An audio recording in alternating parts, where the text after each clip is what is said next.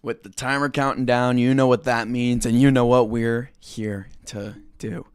I'm very excited as we have two sports to talk about today, both the Raptors and the Maple Leafs, not the Blue Jays, as we will talk about, drop my phone, as we will talk about the Blue Jays just a little bit here, as Bellinger signed with the Yankees, as that was the last that I heard. Last little bit of research here. Yes, Cody Bellinger goes back to the Yankees, as pretty much everyone that the Yankees wanted has signed with either the Mets or has signed with the Dodgers. Same goes for our Toronto Blue Jays. So today we're going to be talking about the Raptors, of course. We got our next 5 games after last night on the schedule here, and then we're going to be talking a little bit about the Leafs. As the last time we talked about the Leafs, I dropped a little prediction for us.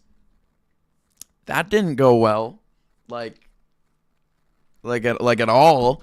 As I said that our last game was going to be a 4-2 win. I was a little bit off on that one, to say the least, as the Wild would come into town after our long road trip and kick our butts. So, today in sports, on the 21st of January, we're going to be talking about the Raptors road trip, as well as the trade deadline coming up in basketball. As we talked about the Leafs the other day, today we'll be talking about the trade deadline, and then going over the Raptors game, and then the Kings game, the Warriors game from last night, and then the Kings game, and then we will be talking about the Maple Leafs just a little bit. We'll touch up on that Wild game, and then we will, of course, talk about the game that was tonight, if I'm not mistaken. The Maple Leafs are back at home and back to playing regularly. This is the Detroit Red Wings tonight, as they are 16-4. So we'll get into that later. But for now, we will talk about this current Raptors road trip.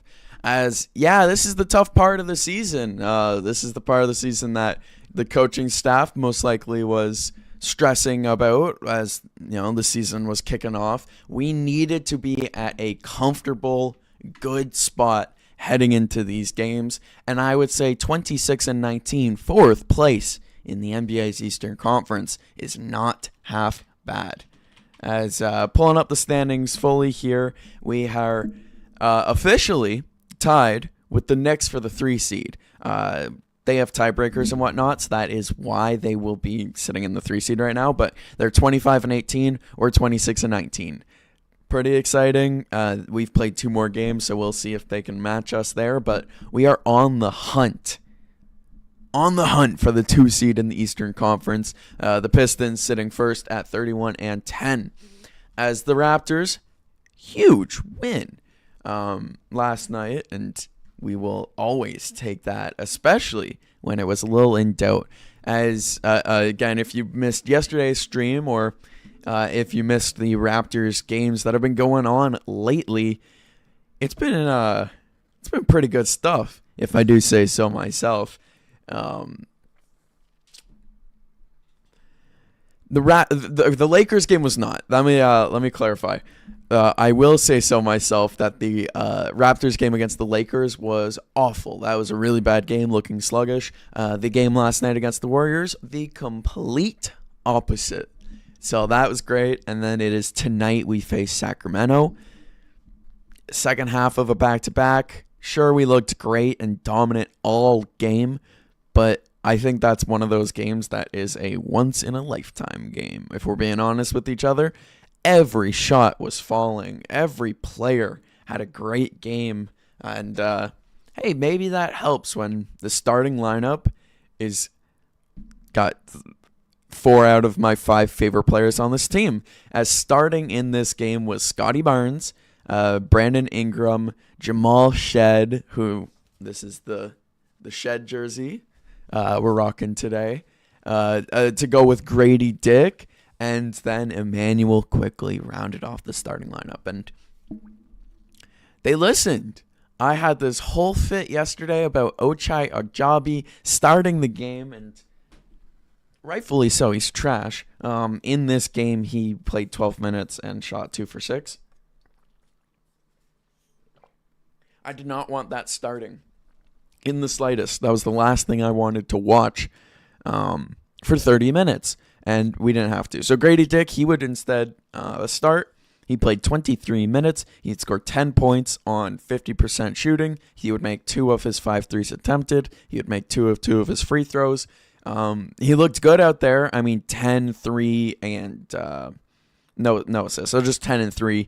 Not the greatest of games, not like we saw from the last week, but again, I don't think this guy's ever going to be unlocked when playing alongside Emmanuel Quickley. Same with my favorite player on the team right now, Jamal Shed. It's either him or Scotty. It revolves. Basically depends whoever's jersey I'm wearing that day. Wearing the Jamal Shed, he was 4 for 6 from the field, 2 for 2 from 3. We will always take that. No free throws for my favorite Raptor, as he had 10 points and 8 assists. Now, the assists were flowing in this one, as Scotty Barnes had 11 assists to go with 26 points and 7 rebounds. And then Emmanuel Quickley, the man of my YouTube short, the man of the hour, the record breaker, Emmanuel Quickley, as he scored 40 points on 84.6% field goal percentage. One of the greatest nights in NBA history. If we're being honest with each other, that is chef's kiss. That is such a good night. And I'll be honest with you, I see that comment, IQ for the All-Star game. Hey, let's push some agendas. Let's get this guy's value through the roof. As y'all know, I want a big man. I want a proper big man, and he's my trade chip. So looking at the advanced stat, the true shooting percentage, he shot, his true shooting was 1.121. He shot 121% on the true shooting, which can go above 100%, as that is how good this game was. His effective field goal percentage was 1.115. His box plus minus was 21.9. The next best on the team was actually Sandro from on the bench with a 13. As Mamu not starting. I looked at so many sources yesterday, and all of them fed me misinformation. They said Sandro and Ochai would be starting. Darko knows a thing or two, apparently, as, he didn't start either of those guys. Sandro would play 25 minutes, putting up 14 points, 12 rebounds, with 4 3-pointers. And yes, fully agreed right there. Emmanuel Quickley's value could not be better. Couldn't be better in the slightest. And I guess that brings us right into talking about the trade deadline for this team, as it's fast approaching in the NBA. And and NBA owners are, let's see, we'll go to the NBA trade block. We'll look that up. As owners are terrified right now to make deals. It's really disappointing. So far, again, only one trade made in the season. How do we have one trade made and it is January 21st? I am in genuine shock by how this season has gone. If you're not aware, going into this year, CJ McCollum and the rest of the NBA Players Association introduced the second apron rules and the new rules related to cap aprons. And what this means is that if you are over the second or first apron, you cannot make a trade where you bring in a contract that is more expensive than the contracts you're shipping out. You can't go any further into luxury tax. It is just not allowed. So say a team like the Lakers wanted to bring in a new center, and they decided to trade Ayton and Marcus Smart. The combination of those two contracts has to be the exact same or greater than any big contract they're bringing in. It is extremely hampering, and it has completely terrified GMs into working out the kinks in these trades. It's why we have no longer seen those massive 4-pick trades, those 5 second rounders getting thrown around for one player. It's why August 15th, we saw the Miami Heat trade away Haywood Highsmith and draft consideration to the Brooklyn Nets for draft consideration. Not even telling you what pick, at least on NBA.com. So there are some general issues right now with the collective bargaining agreement, how the cap works, and how trades are made. It's why we're not seeing any trades, and I think that makes for a more boring league. As, of course, Trae Young was traded for, funnily enough, CJ McCollum and Corey Kispert. We talked about it yesterday. I'm not talking about it again. But the reason why this works is because Trae Young is getting paid $45 million, and CJ McCollum and Corey Kispert combined are making more than that. It's not a good trade for the Hawks, but there's not much else they can do, especially given the leverage they have. Jumping back over to the chat here, Austin is saying, is anyone even worth trading for out there for any team? The answer is yes, there is, because one name and one name alone will change the league and at its foundation the moment he gets traded. And of course, I'm talking about Kevin Love on the Utah Jazz. No, I'm not. I'm talking about Giannis Antetokounmpo. He's on the trade block. He is number 1 on Sportrack for trade candidates right now. There's no reason why we shouldn't be giving them the package of the lifetime to try to bring this guy in. Again, I'd send Colin Murray Boyles. I would. That's how extreme we're going to get. That's how extreme we're getting. I'm sending Colin Murray Boyles. I'm sending away Grady Dick. I'm sending away Emmanuel Quickly. Let's make those contracts line up because, of course, Giannis is making $24 million. So those are my 3 guys I'm trading away. We'll give you 2 first-round picks to go with it. Give us Giannis Antetokounmpo. Let's go win a championship in Toronto. So that answers your question, Austin, in the chat.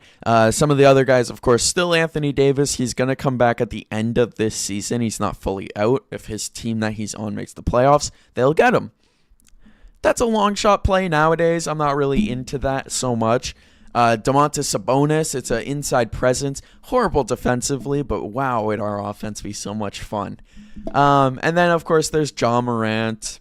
Not super interested in bringing him in. Darius Garland, James Harden. Not so interested. I'm fully looking towards big man. I think Shed should be just the starting point guard for this team. And if we need more ball handling duties, we give it to Brandon Ingram. We give it to Scotty Barnes. Emmanuel Quickly is near the top of this list, but yeah, I'm I'm all in on Giannis Antetokounmpo right now. So that's basically it for the NBA trade deadline. Not that much else to say about it, really. And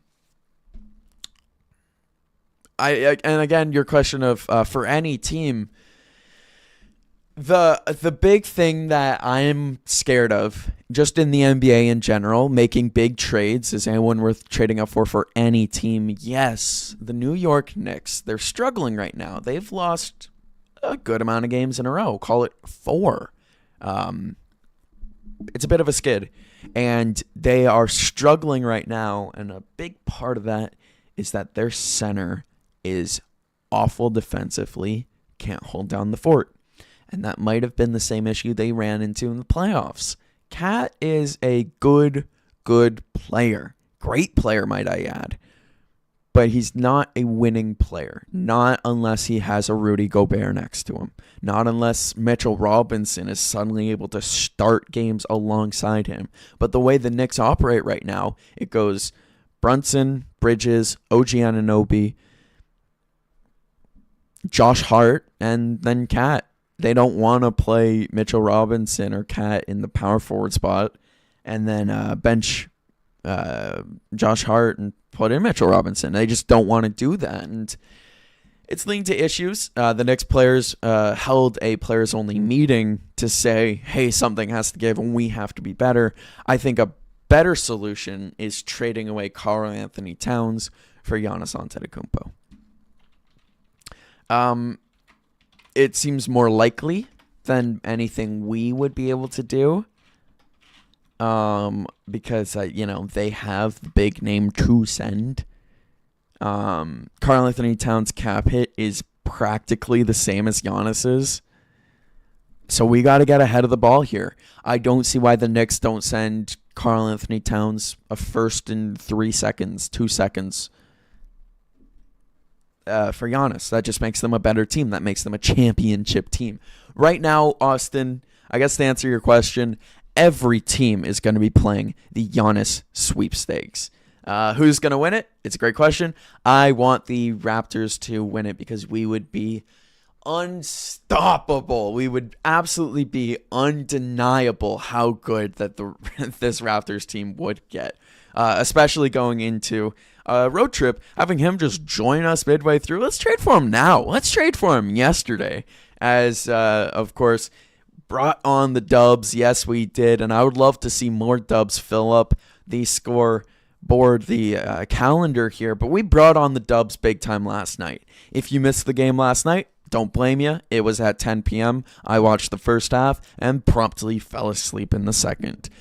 I did get to watch some of the highlights this morning while I was still awake and not taking a midday nap because this game was terrific. I mean, how comfortable do you want your fans to be? I was able to just... there wasn't a stress in the world watching this basketball game. Let me tell you that. As the first quarter, we were up. Well, we won 41-28. The second quarter, we would win 29-22, leading to a first half deficit of 20 points for the Golden State Warriors, as we would be winning 70-50. Now, Emmanuel quickly had 18 points and 3 assists by this point. In the second half, he had up 22 and 7. Again, what a game. What a game. It just seems like every shot was falling for every player. It was so much fun. Grady Dick, those 10 points came really quick into the game. He had 7 in the first quarter. Again, I don't get how we play Grady Dick on this team. But in the first quarter, he plays 7 minutes, scores 7 points. He was efficient. He was a plus 13. In the second quarter, we played him for 7 minutes. Yet again, he would not score anything on only 2 shots. He would be a -3. Sure, maybe that warrants a little less minutes. But in the third quarter, you only played him 3 minutes. He didn't get a single shot up. He fouled twice, and I guess that's kind of why we stopped playing him. As in the second quarter, he also fouled twice, and then 4 fouls. You're not going to see much action in the rest of the game, as he would play 5 minutes in the fourth quarter, scoring 3 points, getting a rebound. Again, it's like I see so much more in this guy than I feel like the Raptors coaching staff, and maybe that makes me wrong. But you just don't average 14 points a season by accident, and that's what he did for us last year. So, I don't know. Weird to me, but the biggest thing that's not weird to me is the defense being terrific. Stephen Curry, 2 for 7 from three-point land. Yeah, he just didn't have a shot, but most of the time we were forcing him to be uncomfortable. Playing that Matthew Dellavedova 2016 defense, we were really not letting Steph be Steph. He looked like just a regular point guard, and it actually turned into them benching him for a while. I say benching him, meaning he only played 24 minutes because we were up by so much. He didn't really need to play at all. Also looking at Draymond Green, so useless. When Steph Curry's bad, he's bad. He only had 6, 6, and 5, which is actually not a bad game. Just shot 3 for 9. Didn't really do much out there. Also, Will Richard, he didn't end up starting. The website I was looking at, again, wrong. Great sources I have. But Will Richard did end up playing 23 minutes. And you might be saying, who? Will Richard. He is a rookie, 23 years old, drafted out of, I think, Belmont. Yeah, Belmont is where he is out of. But played for Florida, I think, previously. Anyways, random guy. I was saying who on the stream going into it, and yeah, he had 0 points in 23 minutes played. Bring on the dubs. We brought on the dubs. What a game. That's what we were looking for. And almost a mirror of our last game score-wise, as we won 141 to 127. We won this one 145 to 127. So a great game. And coming up next, we have the Sacramento Kings, and they've been atrocious this year. They're 12 and 32. And so, yes, this is the second half of back-to-back, but I have no doubts in my mind that we should win this game. I mean, they're just coming off a loss to Miami, 130 to 117. Before that, they lost to Portland, who we play next after us, 117 to 110. Shockingly, before that, a 4-game win streak, but this is a atrocious team. Hopefully, we're catching them on another losing streak here. And how cute. We're going to be seeing DeMar DeRozan tonight. As this team, again, struggling, Zach LaVine, DeMar DeRozan, both averaging 19 points per game. I'll be nice to Zach LaVine and say he's averaging 20. It's so bad. I don't know what they're doing in Sacramento. So, should be a free win tonight. If it's not a win, then that's my fault. I cursed the team by saying it's a free win. So that's that for the Toronto Raptors. Let's trade for Giannis Antetokounmpo. Now, we'll talk about our last thing. Let's go Leafs. Let's go Toronto Maple Leafs. We're not going to mention, we have to mention the last game the Leafs played. So if you were part of my stream for that, you would know that I said we were going to win 4-2. And if you know how that Leaf game went, you would know I'm wrong, as the Toronto Maple Leafs would lose to the Minnesota Wild horribly. A 6-3 loss that was not close, basically at any point in the game. The Minnesota Wild would score twice, once 5 minutes in, once 10 minutes in. That would be Vladimir Tarasenko, who, of course, I trash-talked and said that he is old. I called him 34, but I called him, I think, 37. Of course, he scored the first one. And then the second goal, again, another guy I trash-talked on yesterday's, or 2 days ago stream, Ryan Hartman, their first center. I trash-talked him. He scores. Marcus Foligno would score the third goal for them in the second period, and then Vladimir Tarasenko would score the fourth, and Marcus Foligno would score the fifth. To go up 5-1 in this game, I didn't trash talk Mark Foligno, thank goodness, because that would have been extra funny. But I trash talked quickly yesterday, and he went crazy. And then 2 days ago, I trash talked Hartman, and I trash talked Vladimir Tarasenko. I'm just now realizing that's a Marcus Foligno hat trick we gave up. And it would actually be them to score the empty netter. It was, bad. The Tarasenko Foligno full houses. Tarasenko had 2 goals. Foligno had 3. It makes me want to puke. It's an awful game. I trash talked Brock Faber a bit, saying he was, playing with Quinn Hughes. That's a big position for a young guy. Yeah, he had 2 assists. He was really good in 24 minutes played. Philip Gustafsson played amazing.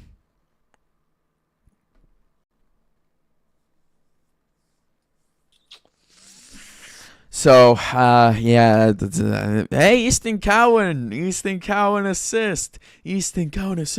Woo. Yeah, okay, look. My dad said it best. He was completely correct. He was nervous about this game. He was nervous that the Leafs would be tired after a long streak of games there. And, he was exactly on the money. As before this game, we were on our long road stretch, 4 straight games on the road, and it looked like it. So tonight we're going to be facing off against Detroit, who's very good, second place in the Atlantic Division. Can we beat them? We'll have to wait and see. As that is going to do it. That's all the time I got for you today.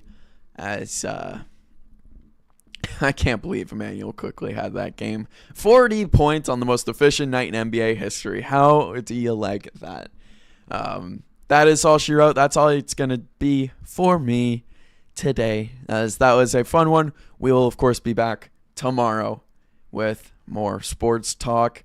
Hopefully, talking about 2 wins, 2 victories. But now that I've said that, you all know my teams are going to lose tonight. So, knock on wood, knock on wood. Sorry, hockey gods. Sorry, basketball gods. That's all it's going to be for me. Of course, Curtis Collings saying peace.